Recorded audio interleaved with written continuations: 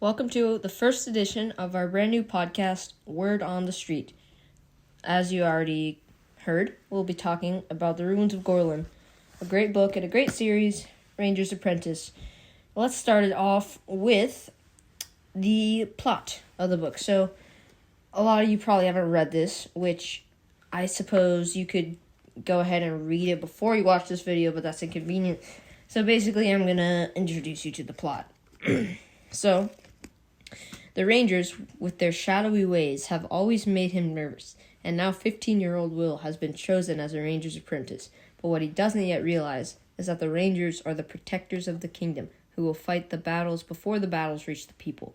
And there is a large battle brewing. The exiled Morgorath, lord of the mountains of rain and night, is gathering his forces for an attack on the kingdom. This time he will not be denied. Dun dun dun. So That's what it says on the cover of the book. Yeah. Anyway, back to you, Patrick. So, it's a pretty cool book, and the main character is Will. He's a 15-year-old boy, and he kind of grew up as an orphan, not really knowing about his parents really much, and it doesn't really go into depth about his parents until the other series that is...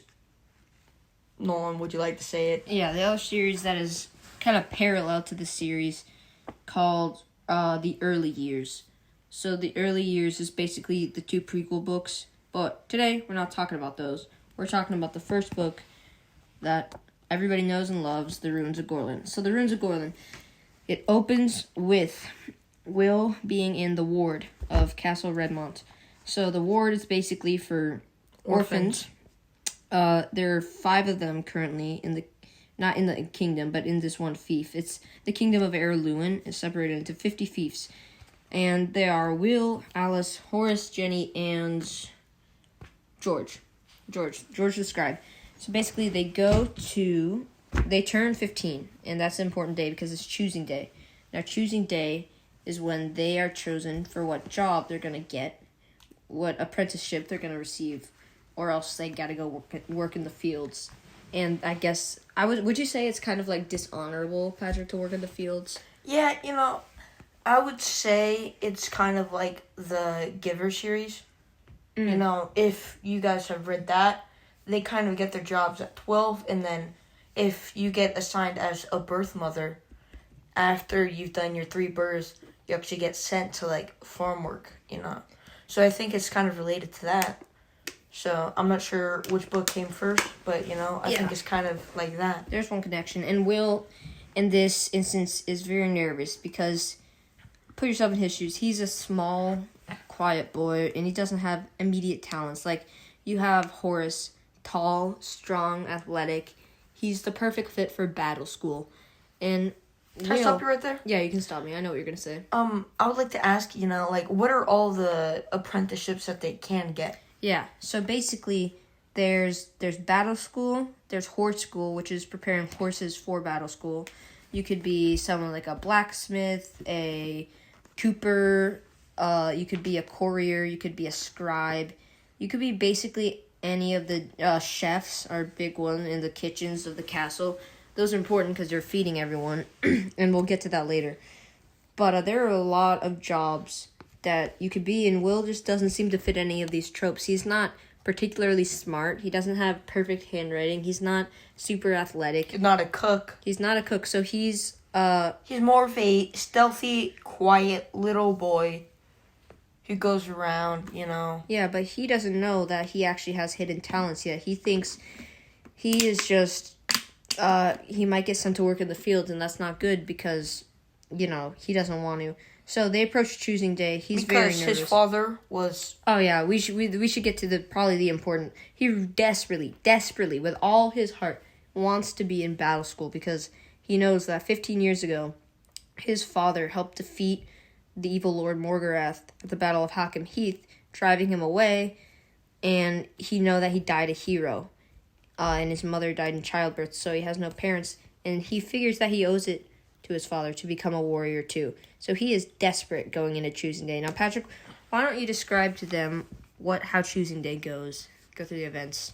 So, basically in choosing day, all the kids will get lined up, or the ones who are 15, and they'll get in line, and who's the guy in charge there? So there's Martin, who is like the secretary. He calls him and he's like, all right, stand there. Tallest to shortest. And then he answers to Baron Errold, the leader of the fief. Basically, there's the king of Heirloon, and then each of the fiefs is ruled by a baron. And Castle Redmont is ruled by Baron Errold, a kindly man.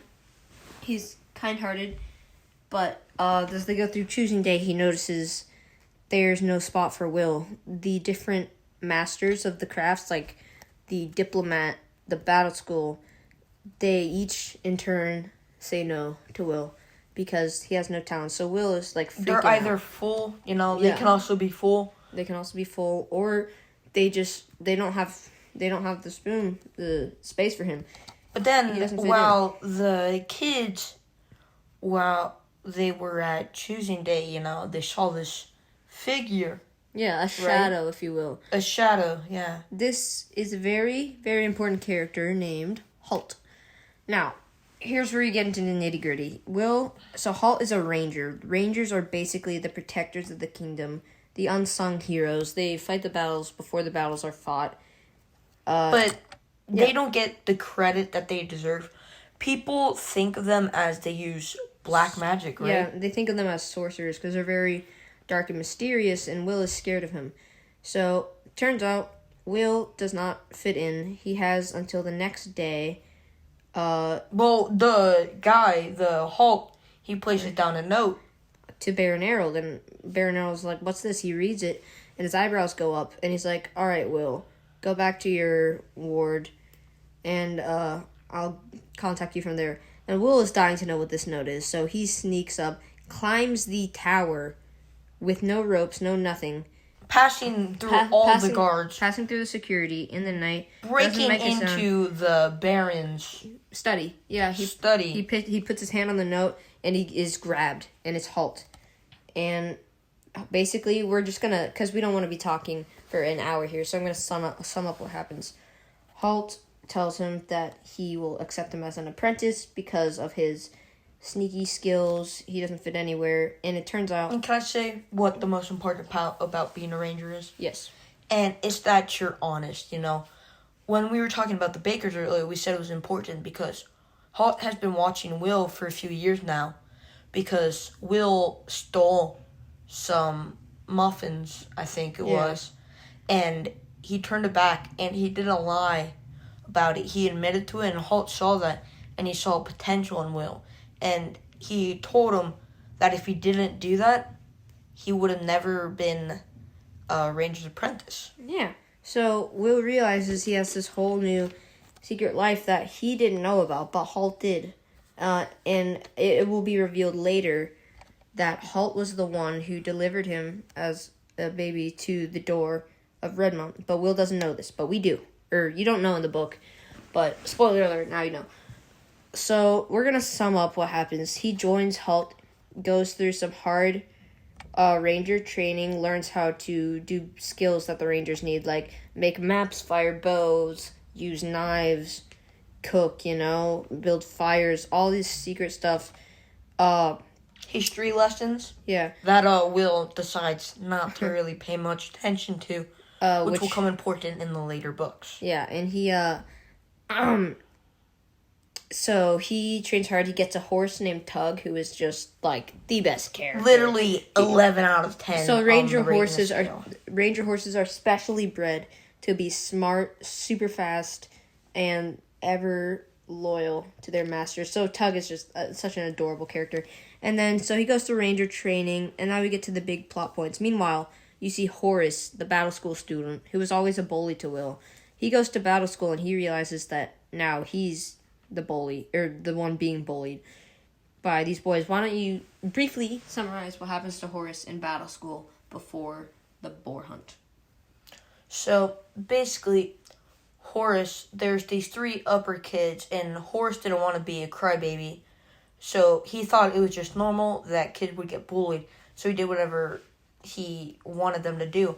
And one of the examples was he basically had to go into this river pick up this giant rock and hold it there. And count to like 200. And count to like 200, yeah. And then they would whip him with canes. These 3 boys that were like upperclassmen, they did this every day to him. So he was tormented. And remember, he hates Will. And there was an incident where he insulted Will at a festival, and they fought, and the battle master broke him up. But there was some bad blood. And now we get to the middle of the book. So here's what's developed so far. You have Will discovers a new life, goes to Rangers. He trains in Halt's cabin with Halt.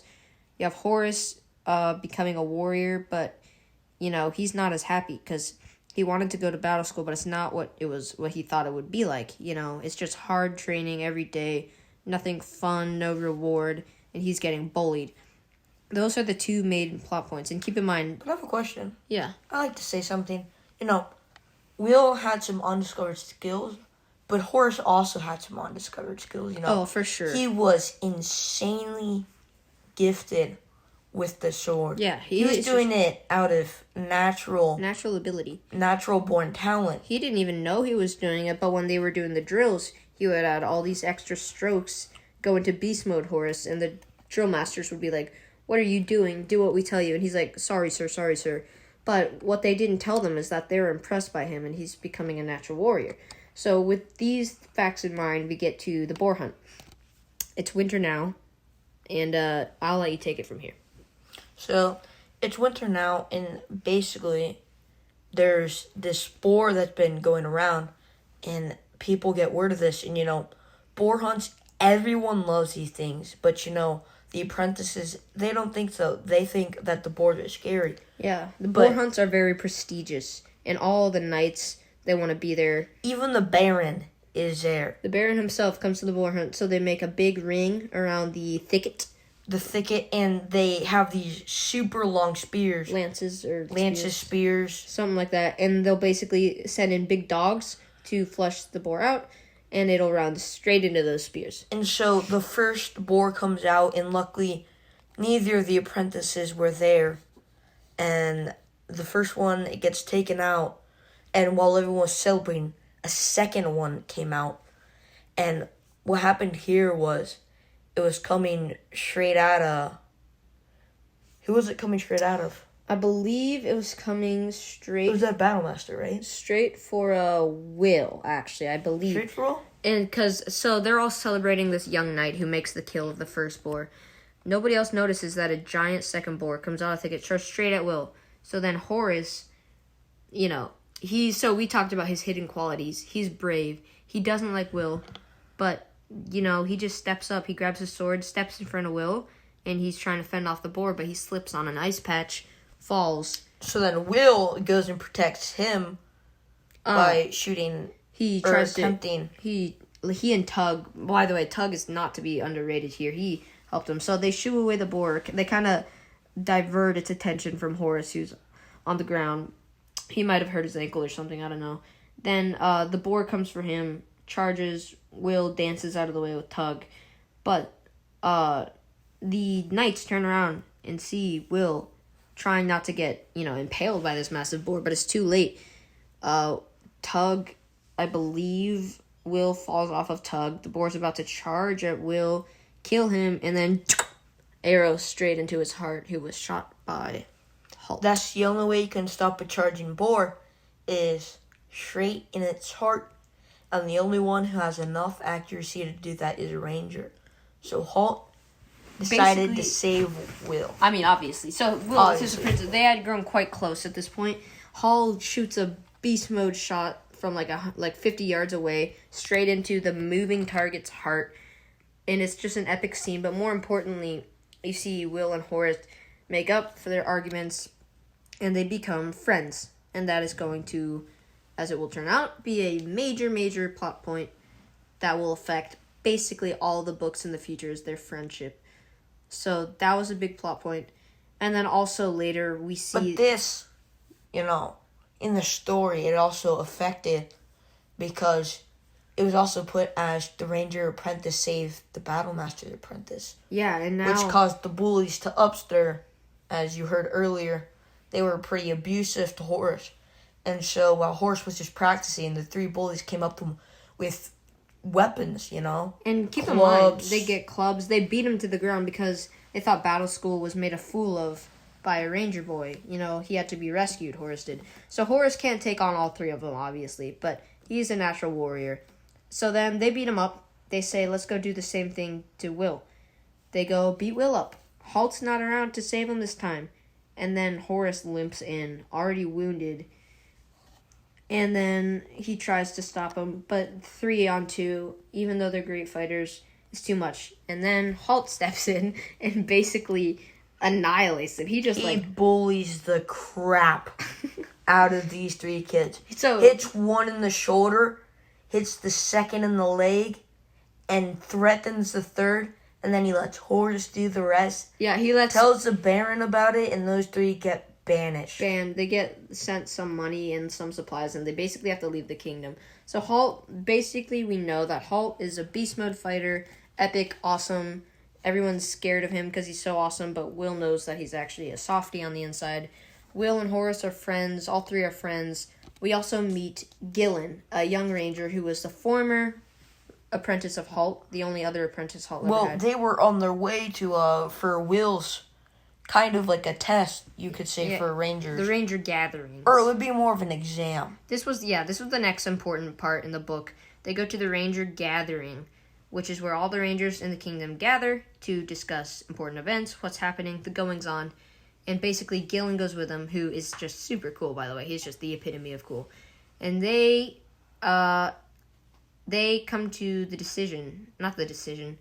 they notice that all these different reports of Wargle sightings, of ape-like, bear-like, humanoid, sort of massive, ugly creatures called Wargles have been terrorizing the different fiefs, and they're believed to be led under the villain of the book, Morgorath. The Lord of the Mountains of Rain and Night. Morgorath, the same Morgorath who was chased out of the kingdom 15 years ago by Halt in a heroic counterattack. Worm-like things also Wargles? Like the two giant snake-like things. So we'll get to the Calcare. Yeah. We'll get to those later. Those are later? So, these reports keep coming in from all the Rangers. And now they think Morgorath is mounting an attack with his Wargles.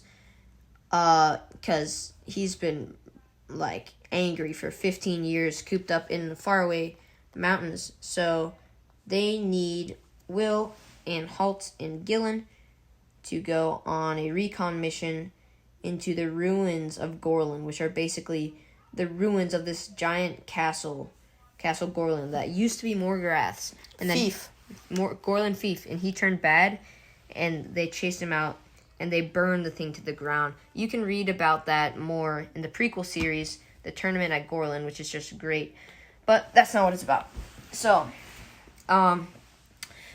here we have Will and Halt traveling to kind of intercept these two particular bad guys that Morgorath owns, called the Calcara. They're huge beasts with snake-like eyes, with nearly indestructible, scale-like fur. And they're just picture a Wargle, which is a bear ape human, and multiply it by 2 and give it nasty fangs and make it attracted to gold and silver. And that's a Calcara. They're deadly. There are only 2 of them left. And they encounter them. And I'll let you take it from here. So they're basically traveling. They're only traveling at night because, they're pretty scared of these things because, these things are pretty scary. And so they start tracking these things. And these things only go after their targets, directly. But they're also not incredibly stupid. And so they're watching the trail of these things. And so they're going and going and going. And about 3 days, they realized they turned inward.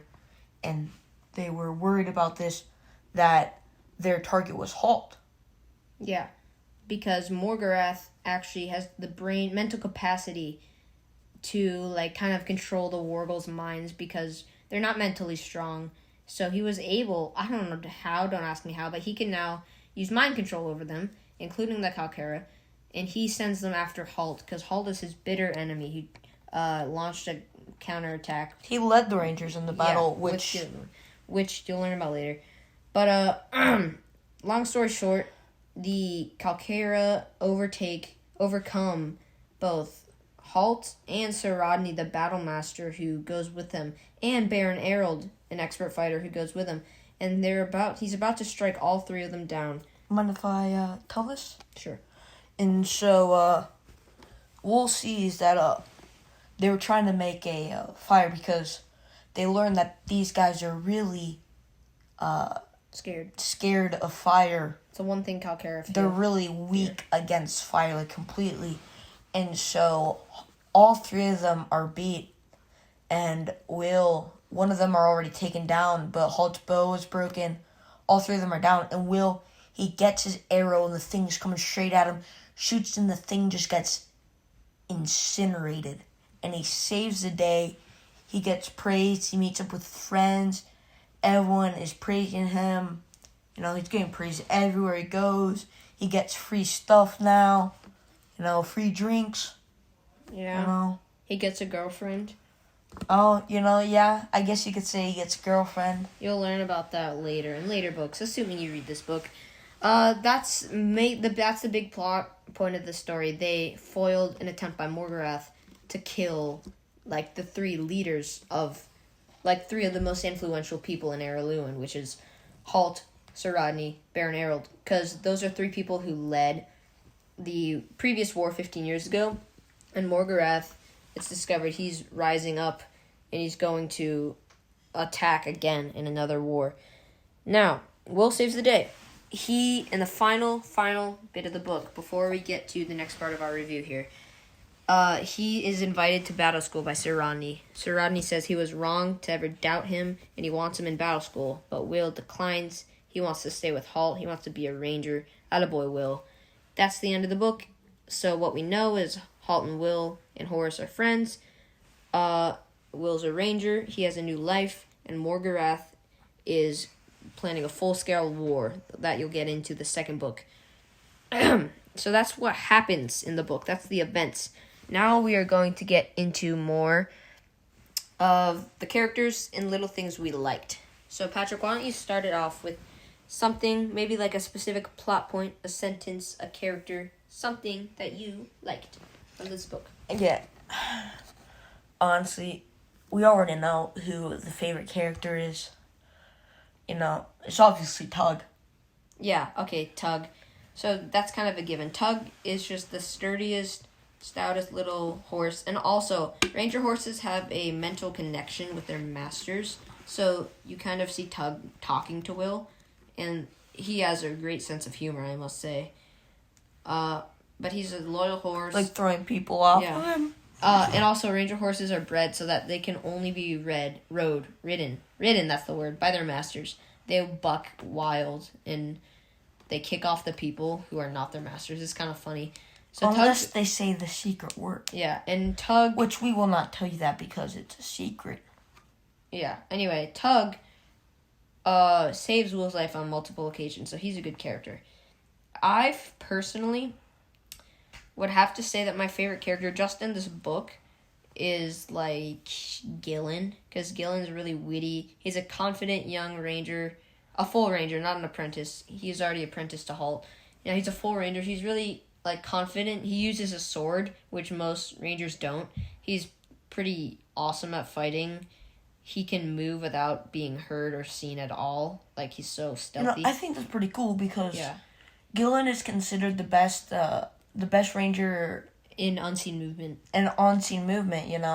He wasn't too good at everything else, but that was the best thing. And when we say not too good, we mean highly skilled and dangerous for normal people, but for rangers, that's not his strong. Rangers are just on a different level. Anyway, we're getting a bit off topic. Let's talk about... So, I would say my top 3 favorite characters are going to be Tug number 1, that's out of the question, S tier. Then you have Gillen, S tier. Then you have Halt, A tier. Then you have Will B tier, and those are my top characters. All right, yeah. I also would like to give a shout out to Jenny, one of Will's ward mates, who becomes a cook, and she's like a master chef, and she's really cheerful and bright and awesome. So those are some of your characters that you're going to enjoy in this book. You're going to enjoy the plot points. I think it really is a great, like, homage, a great way to, like, have a medieval book, but still make it kind of modern. Like, you can it's not written in old, fancy language like Shakespeare with the... Romeo, wherefore art It's thou like a my medieval Romeo. book, but in modern language and a cool plot, and you're gonna love it. So you should read it right now. I would give it an official review of like maybe an 8.6. Maybe an 8, maybe an 8.6. It is probably my 7th-ish favorite book out of the 11 of the main series. I would say like 8.6-ish, but I'm going to have to give it like a high 7.7, 7.8, because, there were some points where it was a little dry. Yeah. For some points, it does drag a bit when they're in kind of the parts of the book where they're traveling. Yeah, when they're traveling, you have to power through it. It's not too long, but for the part it is, it's not the most fun to read. But I'll say it helps you power through it because the book is basically divided into major plot points, which we discussed, character development, or like just funny banter moments. So when you're in those drudgy moments where they're traveling someplace, they'll throw in Gillen or Halt or Will or Tug or Horace, and they just have some great banter, some great comments, and they're just like super funny. Or even a new character. And that's foreshadowing. Yeah, and that's how you'll learn to love these characters. So yeah, this was the book 1 review. We'll probably be doing book 2. Yeah. In the next week or so. I mean, it's a work in progress. Yeah. So this was Word on the Street podcast. We're trying this thing out. It may stick on the wall, it may not, but this is our first ever podcast, so we're pretty proud of that. What else is there? Read Ranger's Apprentice. Tune into the next book called The Burning Bridge. We'll try to get it done within the next week or 2. Read. Reading is great for you. Gillen's awesome. Tug's awesome. All of them are awesome. Except Morgareth. And that will close our first ever edition of 1, 2, 3. Word on the Street. Bye. Bye.